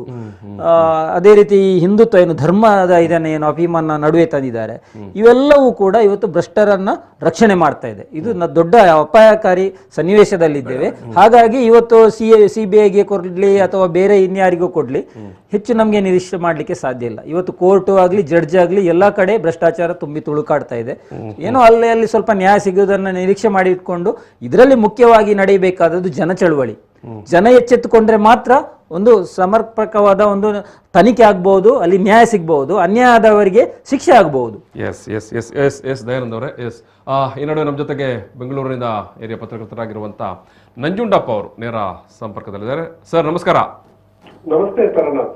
ಎಸ್, ಈ ಒಂದು PSI ನೇಮಕಾತಿಯ ಪರೀಕ್ಷೆಯ ಅಕ್ರಮಗಳು, ಆಮೇಲೆ ಕಲಬುರಗಿಯಲ್ಲಿ ಜ್ಞಾನಜ್ಯೋತಿ ಇಂಗ್ಲಿಷ್ ಮೀಡಿಯಂ ಶಾಲೆಯ ಪಾಲುದಾರಿಕೆ ಮತ್ತು ಜ್ಞಾನಜ್ಯೋತಿ ಶಾಲೆ ಯಾರಿಗೆ ಸೇರಿದ್ದು ಅಂತ ಹೇಳಿದ್ರೆ BJP ನಾಯಕಿ ದಿವ್ಯಾ ಅವರಿಗೆ ಸೇರಿರುವಂಥದ್ದು. ಈಗ BJPಯವರು ಹೇಳ್ತಾ ಇರುವಂಥದ್ದು ಅವರು BJPಯವರು ಅಲ್ಲ ಅಂತ. ಮುಖ್ಯಮಂತ್ರಿ ಹೇಳುವಂಥದ್ದು ನಾವು ಇಷ್ಟಾದರೂ ತನಿಖೆಗೆ ಘೋಷಣೆ ಮಾಡಿದೆವು ಅಲ್ವಾ ಅಂತ. ಏನ್ ಹೇಳ್ತೀರಿ ಸರ್? ನೋಡಿ ತರನಾಥ್, ಗೆಲುವಿಗೆ ನೂರಾರು ಅಪ್ಪಂದ್ರು, ಗೆಲುವಿಗೆ ನೂರಾರು ಜನ ಅಪ್ಪಂದ್ರು. ಸೋಲು ಯಾವಾಗ್ಲೂ ಅನಾಥ. ಹೌದು, ತಪ್ಪು ಯಾವಾಗ್ಲೂ ಅನಾಥನೇ. ಮೋಸ ಮಾಡಿದಾಗ, ತಪ್ಪು ಮಾಡಿದಾಗ, ವಂಚನೆ ಮಾಡಿದಾಗ ಅವ್ರು ಯಾರು ನಮ್ಮವರಲ್ಲ. ಗೆಲುವಿನಲ್ಲಿ ಭಾಗಿಯಾದವರೆಲ್ಲ ಅವ್ರು ನಮ್ಮವರು. ಗೆಲುವಿಗೆ 100 ವಾರಿಸುದಾರರು. ಹೌದು ಹೌದು ಹೌದು, ಸಾವಿರ ವಾರಸುದಾರರು. ಇದು ಭ್ರಷ್ಟಾಚಾರ ಅನ್ನುವಂಥದ್ದು ಇದು ಇವಾಗ್ಲಿಂದ ಇರಲ್ಲ. ಭ್ರಷ್ಟಾಚಾರ ಅನ್ನುವಂಥದ್ದು ಮತ್ತೆ ಪರೀಕ್ಷೆಗಳಲ್ಲಿ ಅಕ್ರಮ ನಡೆಯುವಂಥದ್ದು ಇದು ಈ ನಿನ್ನೆ ಇವತ್ತಿಂದಲ್ಲ. ಖಂಡಿತ ಅಲ್ಲ, ಬಹಳ ಹಿಂದೆಯಿಂದನೂ ಇದೆ. ಸ್ವತಂತ್ರ ಪೂರ್ವದಿಂದನೂ ಇದೆ, ನಮ್ಮ ರಾಜ ಮಹಾರಾಜರ ಕಾಲದಿಂದನೂ ಇದೆ. ಅಕ್ರಮ ಅನ್ನುವಂಥದ್ದು, ಮೋಸ ಅನ್ನುವಂಥದ್ದು ಇದು ಸರ್ವೇ ಸಾಮಾನ್ಯ ಸಹಜವಾಗಿರುವಂತದ್ದು. ಹೌದು. ಆದ್ರೆ ನಾನು ಪ್ರಾಮಾಣಿಕ ಅಂತ ಪೋಸ್ ಕೊಟ್ಟು ನಮ್ಗಿಂತ ಪ್ರಾಮಾಣಿಕರಿಲ್ಲ, ನಮ್ಗಿಂತ ಶಿಸ್ತಿನ ವ್ಯಕ್ತಿಗಳಿಲ್ಲ, ನಮ್ಗಿಂತ ಶಿಸ್ತಿನ ಆಡಳಿತ ಇಲ್ಲ ಅಂತ ಹೇಳುವಂತ ಆಡಳಿತ ವ್ಯವಸ್ಥೆಯಲ್ಲಿ ಇದೆಯಲ್ಲ, ಇದೆಲ್ಲ ಪತ್ತೆ ಆಗುವಂತದ್ದು, ಇವೆಲ್ಲ ಒಂದು ದೊಡ್ಡ ಮಟ್ಟದಲ್ಲಿ ಕಂಡು ಬರುವಂತದ್ದು, ಅದು ಸರಿ ಇಲ್ಲ. ಅವರು ನಡೆದಂತೆ ನುಡಿದಂತೆ ಆಡಳಿತ ವ್ಯವಸ್ಥೆನೂ ಕೂಡ ಕೊಡ್ಬೇಕಾಗತ್ತೆ. ಈ ಭ್ರಷ್ಟಾಚಾರ ನೋಡಿ, ಈಗ ಪರ್ಸೆಂಟೇಜ್ ಲೆಕ್ಕ ಇದು ಇವತ್ತಿಂದಲ್ಲ, ನಿಜ, ಬಹಳ ಹಿಂದೆಯಿಂದನೂ ಇದೆ. ಹೌದು, 10%, 20% ಅಂತ ಕೇಳಿ ಬರ್ತಾ ಇತ್ತು. ವರ್ಕ್ ಆರ್ಡರ್ ಕೊಟ್ರೆ ಮಾತ್ರ ಕೆಲಸ ಮಾಡಕ್ ಅವಕಾಶ ಇತ್ತು. ಹೌದು. ಆದ್ರೆ ಈಗ ಏನಾಗಿದೆ ಅಂತಂದ್ರೆ ವರ್ಕ್ ಆರ್ಡರ್ ಕೊಡ್ತೀನಿ, ನನಗೆ ಕೆಲಸ ಮಾಡೋ, ನೀನ್ ಆಮೇಲೆ ಬಾ ಅಂತ ಹೇಳುವಂತದ್ದು. ಎಲ್ಲಾ ಕಡೆ ಕೊಟ್ರೆ ಕೆಲಸ ದುಡ್ಡು ಕೊಡ್ಲೇಬೇಕು ಅವ್ರಿಗೆ, ಕಮಿಟ್ಮೆಂಟ್ ಅದು ಒಂದು ಆಡಳಿತ ವ್ಯವಸ್ಥೆಯಲ್ಲಿ. ಆದ್ರೆ ವರ್ಕ್ ಆರ್ಡರ್ ಇಲ್ದಿರ ಕೆಲಸ ಮಾಡಿಸ್ಬಿಟ್ಟು ನೀನ್ ಇಷ್ಟು ಕಮಿಷನ್ ಕೊಟ್ರೆ ನಾನು ನಿಂಗೆ ದುಡ್ಡು ಬಿಲ್ ಕ್ಲಿಯರ್ ಮಾಡ್ತೀನಿ ಅಂತ ಅವ್ರನ್ನ ಇಟ್ಕೊಳ್ತಿದ್ಯಲ್ಲ, ಹೌದು. ಅದು ಭ್ರಷ್ಟಾಚಾರದ ಇನ್ನೊಂದು, ಅದು ಭ್ರಷ್ಟಾಚಾರ ಅಲ್ಲ, ಅದು ದರೋಡೆ, ಅದು ಸುಲಿಗೆ. ಹೌದು. ಸುಲಿಗೆ ಅದಕ್ಕಿಂತ ಇನ್ನ ಒಳ್ಳೆ ಪದ ಅಂದ್ರೆ ದರೋಡೆ. ಅದು ಗುತ್ತಿಗೆದಾರರಿಂದ ವಸೂಲಿ ಮಾಡ್ತಾ ಇರುವಂತದ್ದು. ಏನಕ್ಕೆ ಅವರೆಲ್ಲ ಇಷ್ಟು ಆಕ್ರೋಶ ಭರಿತರಾಗಿದ್ದಾರೆ ಅಂತಂದ್ರೆ, ಈ ರೀತಿಯ ಒಂದು ಕಳ್ಳ ಮಾರ್ಗಗಳು, ವಾಮ ಮಾರ್ಗಗಳು, ಹಣ ಮಾಡೋದಕ್ಕೆ ಇವ್ರಿಗೆಲ್ಲ ಇದೊಂದು ಆಗ್ತಾ ಇದೆ. ನೋಡಿ, ಗ್ರಾಮೀಣಾಭಿವೃದ್ಧಿ ಪಂಚಾಯತ್ ರಾಜ್ ಇಲಾಖೆಯಲ್ಲಿ ಎಷ್ಟು ಕೋಟಿ, ಸುಮಾರು ಒಂದು 23-24 ಸಾವಿರ ಕೋಟಿ ಎಷ್ಟು ಕೆಲಸ ಆಗಿರುವಂತದ್ದು. ಎಷ್ಟು ದುಡ್ಡು ಆಗಿದೆ ಅದು ಕೇಂದ್ರ ಮತ್ತೆ ರಾಜ್ಯ ಸರ್ಕಾರದಿಂದ ಕಳೆದ 4-5 ವರ್ಷಗಳಲ್ಲಿ ನೋಡೋದಾದ್ರೆ ಹೆಚ್ಚು ಕೆಲಸ ಆಗಿರುವಂತ ಇಲಾಖೆ ಅದು. ಅಂದ್ರೆ ಈ ರೀತಿ ಭ್ರಷ್ಟಾಚಾರಕ್ಕೆ ಏನೇನ್ ಬೇಕೋ ಅದನ್ನ ಮಾಡ್ತಾರೆ. ಇರ್ಲಿ, ಇದು ಭ್ರಷ್ಟಾಚಾರದ ಒಂದು ಭಾಗ. ಅಕ್ರಮ ಅನ್ನುವಂಥದ್ದು ಇದೆಯಲ್ಲ, ಅದು ಕೂಡ ಇನ್ನು ಬಹಳ ದೊಡ್ಡ ಮಟ್ಟದಲ್ಲಿ ಬೆಳೀತಾ ಇದೆ. ಅದು ಪರೀಕ್ಷೆ ಹೆಂಗ್ ಕೊಡ್ತಾರಲ್ಲಿ, ಅದ್ರ ಮೇಲೆ ಒಂದು ಪರೀಕ್ಷೆ, ಒಂದು ನಿರ್ವಹಣೆ ಮಾಡುವಂತ, ಇಲ್ಲಿ ನೋಡಿ ಆಡಳಿತ ವ್ಯವಸ್ಥೆ ಶಾಮೀಲ್ ಆಗದೆ ಇದ್ರೆ ಈ ತರದನ್ನ ಅಕ್ರಮ ಮಾಡೋದಕ್ಕೆ ಸಾಧ್ಯನೇ ಆಗಲ್ಲ. ಖಂಡಿತ ಖಂಡಿತ. ಈ ಪರೀಕ್ಷಾ ಕೇಂದ್ರ ಎಲ್ಲಿ ನಡೆಯುತ್ತೆ, ಅದರ ಇದು ಯಾವ ರೀತಿ ಇರುತ್ತೆ, ಹೇಗೆ ಅಲ್ಲಿನ ಒಂದು ಸುರಕ್ಷತೆ ಹೇಗಿರುತ್ತೆ, ಇವನ್ನೆಲ್ಲ ನೋಡಿ ಅವರು ಪರೀಕ್ಷಾ ಕೇಂದ್ರಗಳಿಗೆ ಅನುಮತಿ ಕೊಡ್ಬೇಕಾಗತ್ತೆ. ಅದರಲ್ಲೂ ಪ್ರಮುಖವಾಗಿ ರಾಜಕಾರಣಿಗಳಿರುವಂತ ಒಂದು ಪರೀಕ್ಷಾ ಕೇಂದ್ರಗಳನ್ನ ಆಯ್ಕೆ ಮಾಡುವಂತದ್ದೇ ಒಂದ್ ರೀತಿ ಅಕ್ರಮಕ್ಕೆ ದಾರಿ ಮಾಡ್ಕೊಟ್ಟಂಗಾಗತ್ತೆ.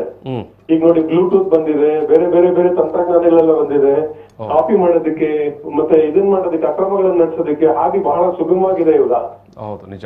ಜನರಿಗೆ ಇಷ್ಟು ಜನ ಕಷ್ಟಪಟ್ಟು ಬರ್ದಿರ್ತಾರೆ, ಇಷ್ಟು ಜನ ಓದಿರ್ತಾರೆ, ಇಷ್ಟು ಜನ ಒಂದು ಕೆಲಸದ ನಿರೀಕ್ಷೆಯಲ್ಲಿ ಇರ್ತಾರೆ, ಯಾರೋ ಬಂದು ಇದನ್ನ ಹೈಜಾಕ್ ಮಾಡ್ತಾರೆ ಅಂತಂದ್ರೆ ಅದು ಆಡಳಿತ ವ್ಯವಸ್ಥೆಯಲ್ಲಿರುವಂತವ್ರು, ಆಡಳಿತ ಪಕ್ಷಕ್ಕೆ ಸೇರಿದಂತವ್ರು ಮಾಡ್ತಾರೆ ಅಂತಂದ್ರೆ ಇಷ್ಟು ಜನ ಅಭ್ಯರ್ಥಿಗಳ ಒಂದು ಪರಿಸ್ಥಿತಿ ಏನಾಗಬಹುದು. ಎಷ್ಟು ತಯಾರಿ ಮಾಡಿರ್ತಾರೆ, ಎಷ್ಟು ಕೋಚಿಂಗ್ ಕ್ಲಾಸ್ಗಳು ಹೋಗಿರ್ತಾರೆ, ಎಷ್ಟು ಸಮಯ ಅದಕ್ಕೋಸ್ಕರ ಕಳೆದಿರ್ತಾರೆ. ಅವರ ಸಮಯ, ಅವರ ಶ್ರಮ, ಅವರ ಒಟ್ಟಾರೆ ಒಂದು ಪ್ರಯತ್ನ, ಇದಕ್ಕೆಲ್ಲ ಅವಮಾನ ಮಾಡುತ್ತಲ್ವಾ ಇದು. ಇದು ನಿಜಕ್ಕೂ ಈ ಒಂದು ಈ ಗೃಹ ಇಲಾಖೆ ಇದೆಯಲ್ಲ, ಈ ಒಂದು ಪರೀಕ್ಷೆಯನ್ನ ನಡೆಸೋದ್ರಲ್ಲಿ ನಿಜಕ್ಕೂ ವಿಫಲತೆ ಆಗಿದೆ. ಇದು ಯಾವುದೇ ಕಾರಣಕ್ಕೂ ಇದನ್ನ ನಾವು ಇದು ಪರೀಕ್ಷೆ ಅಂತ ಕರೆಯೋದಕ್ಕೆ ಸಾಧ್ಯನೇ ಇಲ್ಲ. ಮೊನ್ನೆ ಅಕ್ರಮಗಳಾಗಿರುವಂತ ಈ ಒಂದು ವ್ಯವಸ್ಥೆಯಲ್ಲಿ ನಾವು ಸುಧಾರಣೆ ಕಾಣ್ಬೇಕಾಗತ್ತೆ. ನೋಡಿ, ನಮ್ದು 2 ವ್ಯವಸ್ಥೆ ಇರುವಂತದ್ದು. ನಮ್ದು ಲೋಕಾಯುಕ್ತ ವ್ಯವಸ್ಥೆ ಇದ್ದಾಗ ಸ್ವಲ್ಪ ಮಟ್ಟಿಗೆ ಬೆದರಿಕೆ ಇತ್ತು, ಹೆದರಿಕೆ ಇತ್ತು ಸರ್ಕಾರಿ ಅಧಿಕಾರಿಗಳಿಗೆ. ಆದ್ರೆ ಲೋಕಾಯುಕ್ತನ ನಿಷ್ಕ್ರಿಯಗೊಳಿಸಲಾಗಿದೆ. ಈಗ ACB ಅನ್ನುವಂತ ಒಂದು ವ್ಯವಸ್ಥೆ ತಂದಿದೆ. 2 ಒಂದು ಏನು ಹೆಚ್ಚಿನ ಒಂದು ಶಾಸನಬದ್ಧ ಸಂಸ್ಥೆಗಳಿಗೆ ಇರುವಂತ ಒಂದು ರಾಜ್ಯದಲ್ಲಿ ಭ್ರಷ್ಟಾಚಾರ ಈ ಮಟ್ಟದಲ್ಲಿ ಇದೆ ಅಂತಂದ್ರೆ ಅವೆರಡು ಫೇಲ್ ಆದಂಗೆ. ಇದು ACBನೂ ಫೇಲ್ ಆದಂಗೆ. ಮತ್ತೆ ಸುಮ್ಮನೆ ದಾಳಿ ಮಾಡೋದಕ್ಕೆ ಮತ್ತೆ ಬೆದರಿಸೋದಕ್ಕೆ ಇದೊಂದು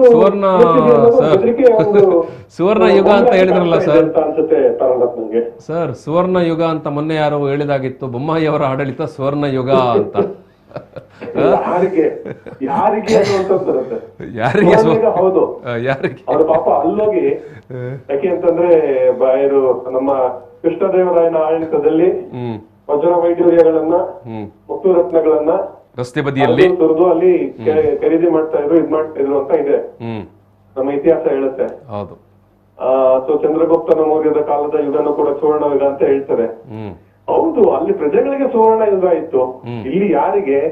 ಆಡಳಿತ ಪಕ್ಷದವರಿಗೆ ಸುವರ್ಣ ಯುಗ.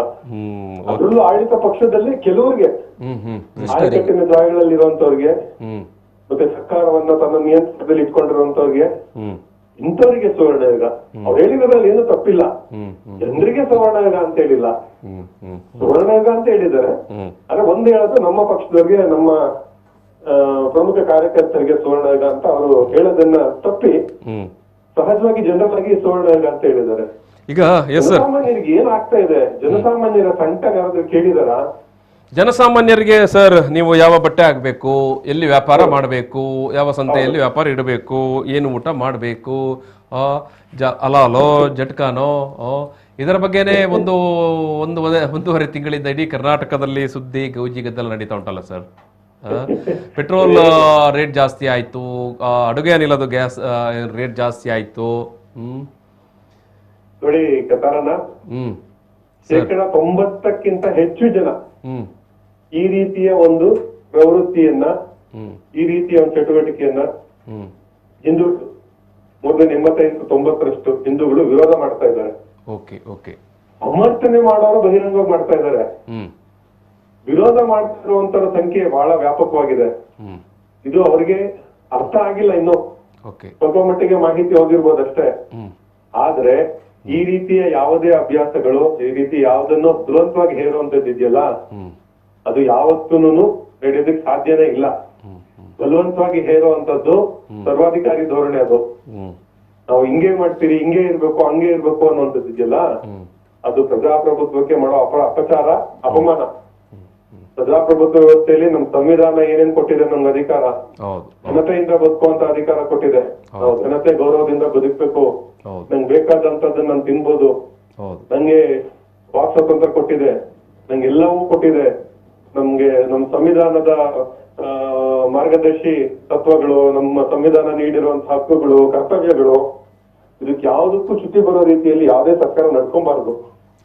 ನಾವು ಹೇಳ್ದಂಗೆ ಇಷ್ಟೇ ಇರ್ಬೇಕು ಅನ್ನುವಂಥದ್ದು ಇದೆಯಲ್ಲ, ಇದನ್ನ ನಿಜಕ್ಕೂ ಒಪ್ಪುವಂತ ಒಂದು ಇದು ವಿಷಯ ಅಲ್ವೇ ಅಲ್ಲ.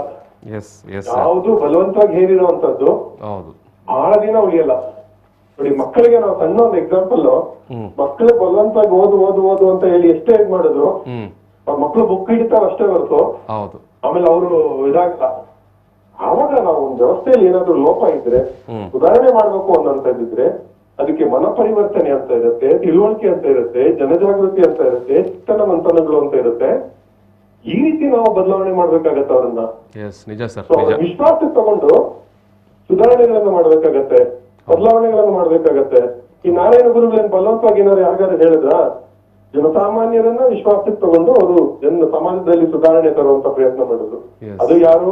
ಧ್ವನಿ ಇಲ್ದಂತವ್ರು, ಶೋಷಿತರು, ನಿರ್ಗಮ ಏನು ಈ ಅವಕಾಶ ವಂಚಿತರು, ಇಂಥವ್ರನ್ನ ಅವರು ಸುಧಾರಣೆ ತಂದ್ರು. ಅಂತಹ ಒಂದು ವಾತಾವರಣ ಇರಲ್ವೋ ಆಡಳಿತ ವ್ಯವಸ್ಥೆಯಲ್ಲಿ? ಈ ಜನರ ನೋವಿಗೆ ಧ್ವನಿ ಇರಲ್ವೋ, ನೋವಿಗೆ ಬೆಲೆ ಇರಲ್ವೋ, ಅದರಲ್ಲೂ ಶೋಷಿತರಿಗೆ ಹೆಚ್ಚು ಆದ್ಯತೆ ಇರಲ್ವೋ? ಅಂತಹ ಸರ್ಕಾರದ ದಬ್ಬಾಳಿಕೆ ಅಂತಾನೆ, ದಬ್ಬಾಳಿಕೆ ಸರ್ಕಾರನೇ ಆಗಿ ಅದು ಪರಿವರ್ತನೆ ಆಗುತ್ತೆ. ಯಾವುದೇ ಕಾರಣಕ್ಕೂ ಪ್ರಜಾಪ್ರಭುತ್ವಕ್ಕೆ ಭೂಷಣನೂ ಅಲ್ಲ, ಸೂಕ್ತನೂ ಅಲ್ಲ.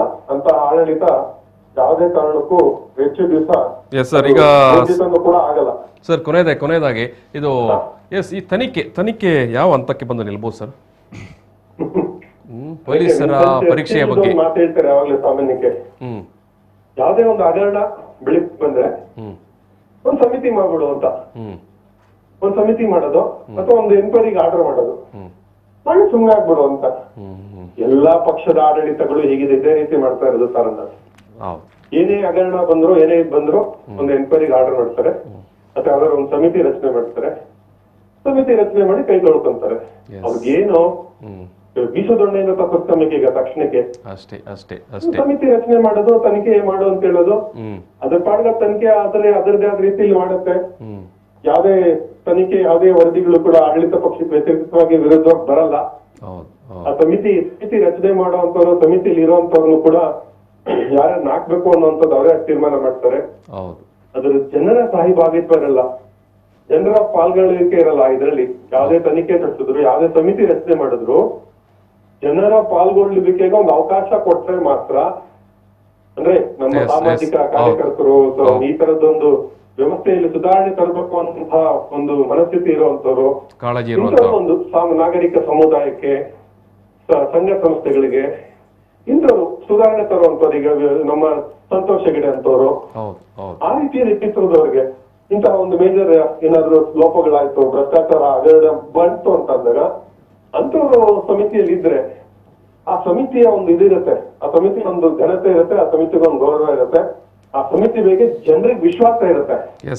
ಇಲ್ಲ ಅಂತಂದ್ರೆ ವಿಶ್ವಾಸನ ನಾವು ಮೂಡಿಸೋದಕ್ಕೆ ಸಾಧ್ಯ ಇಲ್ಲ.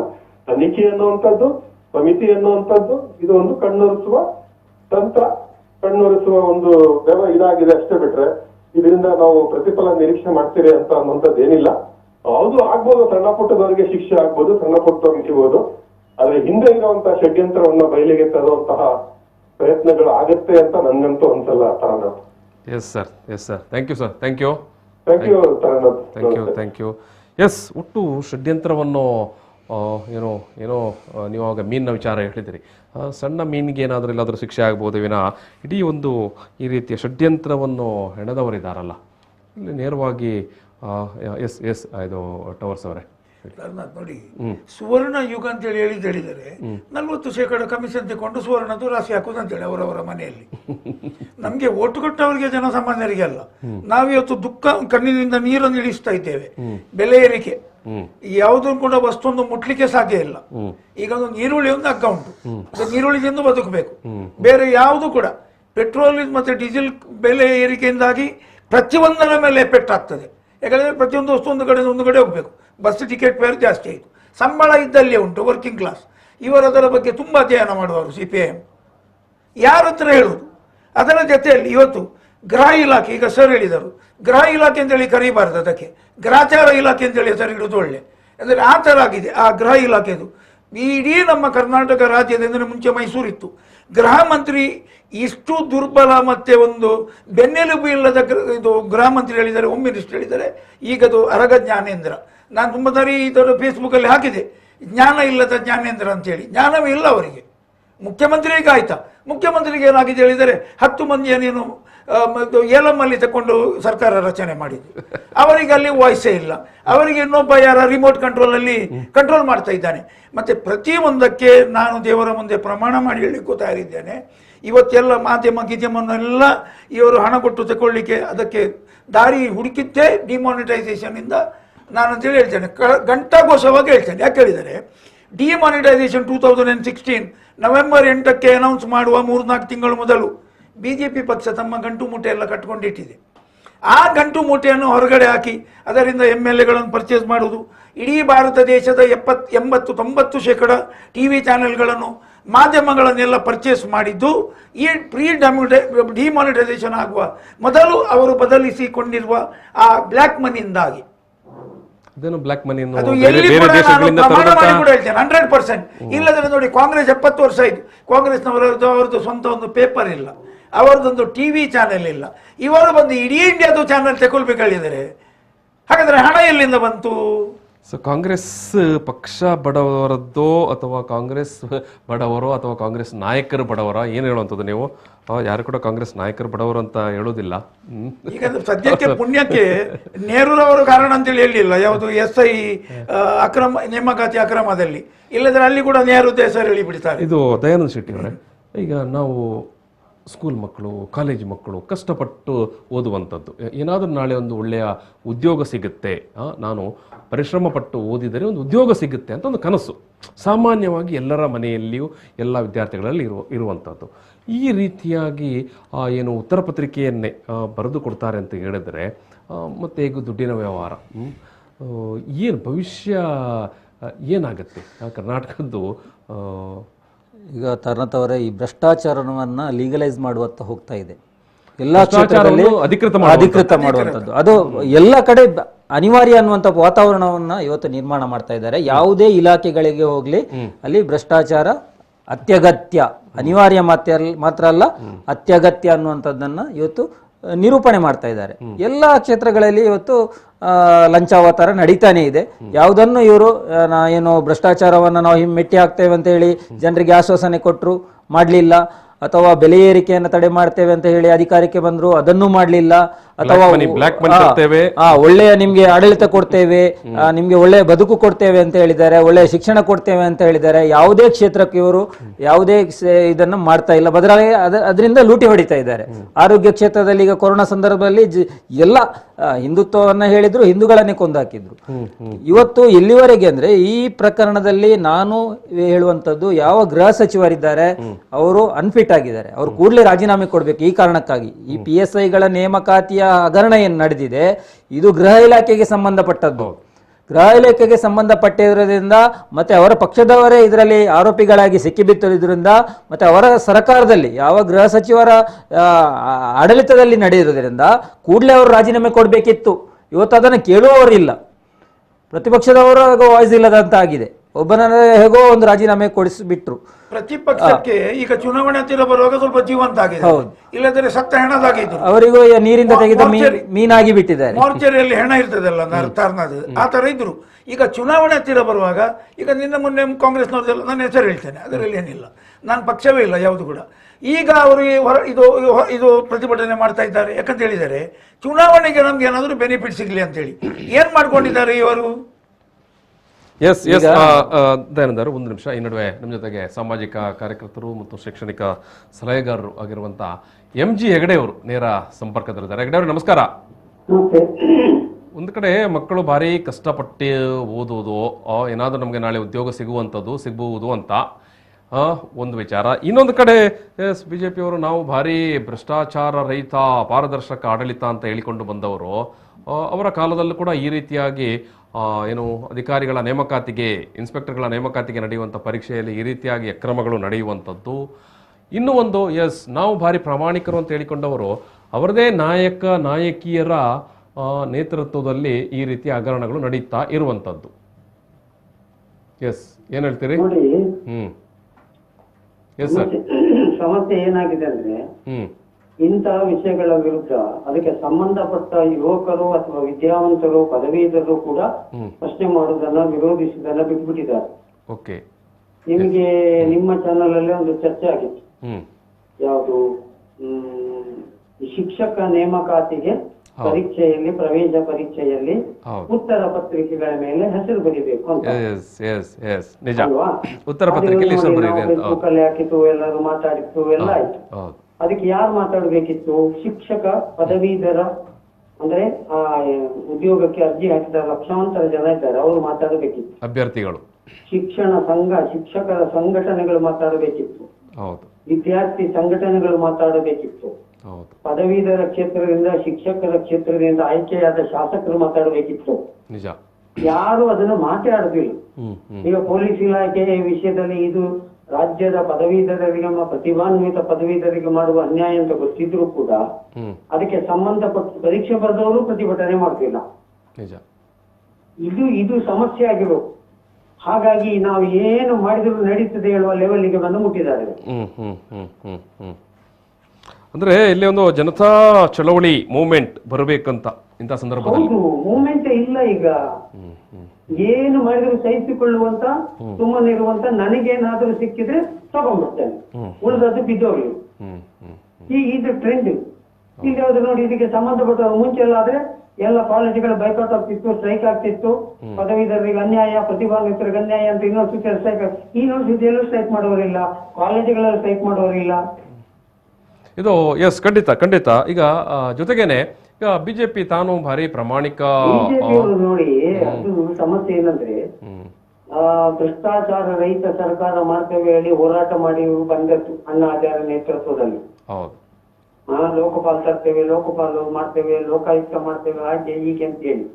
ಬಟ್ ಏನಂತಂದ್ರೆ, ಅಧಿಕಾರ ಇಲ್ಲದಾಗ ಒಂದು ಪಕ್ಷಕ್ಕೆ ಇರುವ ಆದರ್ಶ, ಅದರದ್ದು ಪರೀಕ್ಷೆ ಆಗುದು ಅಧಿಕಾರ ಬಂದ ಮೇಲೆ.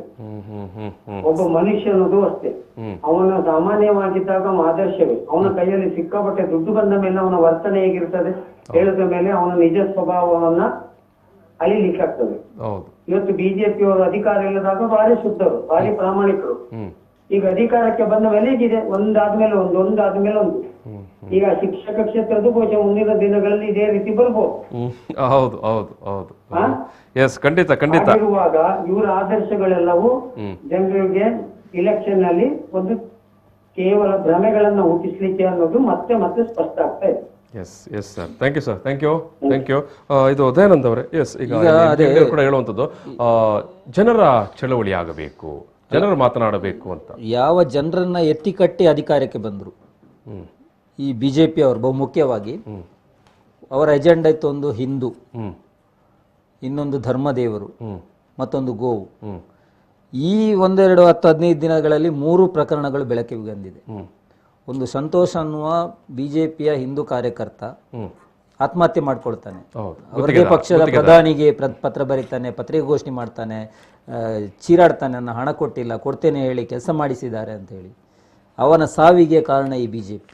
ಯಾವ ಹಿಂದುತ್ವವನ್ನು ಹೇಳಿಕೊಂಡು ಬಂದರೂ ಒಬ್ಬ ಹಿಂದುವಿನ ಸಾವಿಗೆ ಕಾರಣ ಆಗಿದ್ದಾರೆ.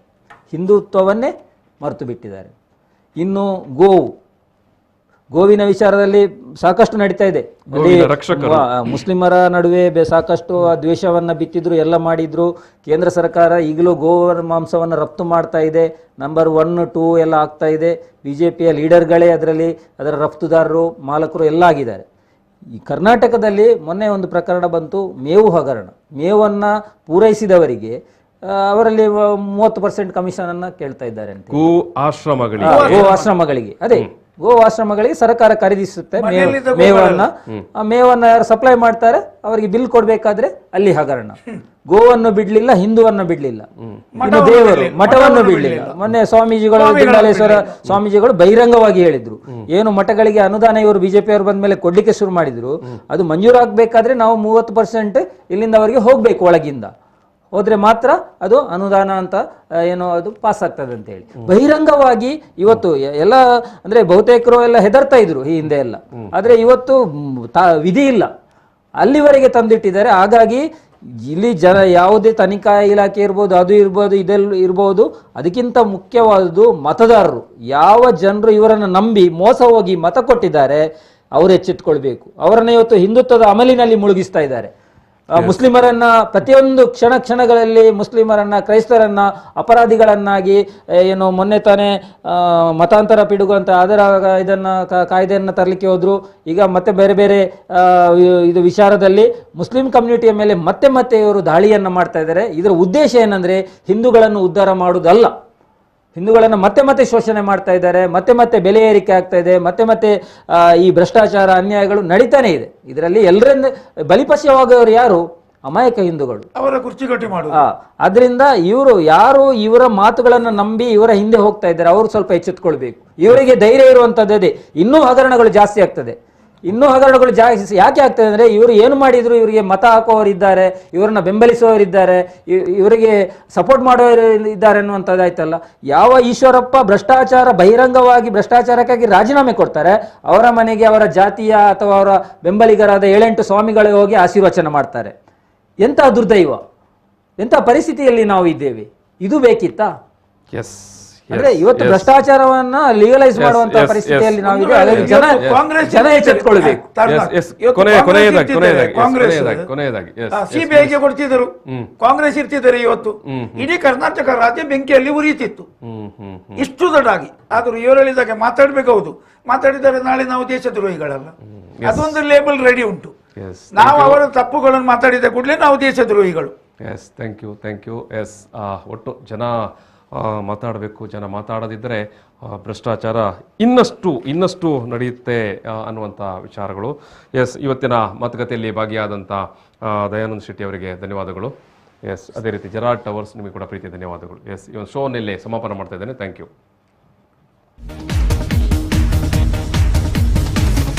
ಪ್ರಚಲಿತ ಈ ಕಾರ್ಯಕ್ರಮದ ಪ್ರಾಯೋಜಕರು Father Muller's Charitable Trust, SDM college, Ujire.